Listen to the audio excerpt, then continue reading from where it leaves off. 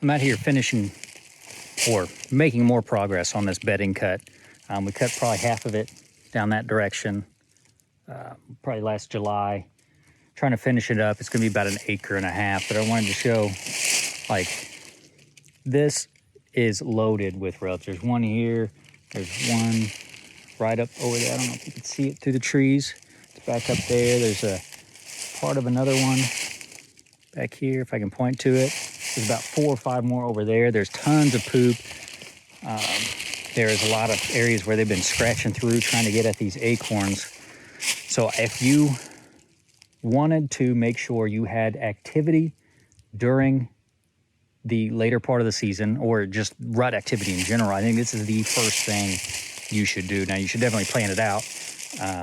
This is on a east-facing ridge, and we're going to have 4 in total.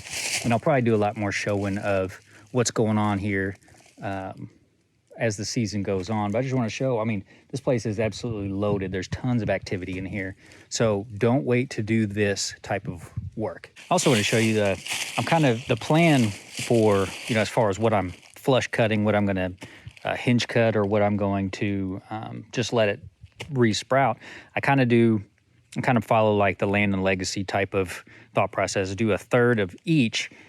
I've done a lot of flush cut. I'm gonna let that oak re-sprout all of the root system on this bigger tree. This should sprout up pretty quick. But I have squirted, or I've killed, I sprayed Tordon on these, is what I had on hand. But some of them are actually even oaks.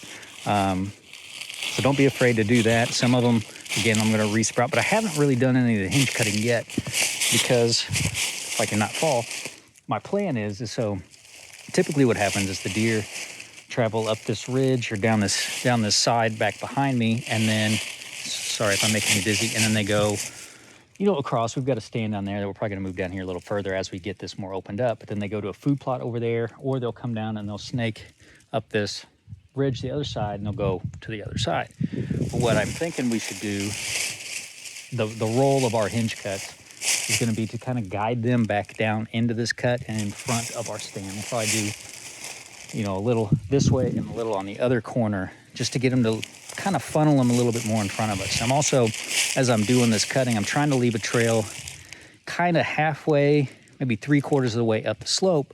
That way it keeps the deer about 20 yards or so, maybe 30 in some areas for bow shots, but then also we have some other plans for rifle sits.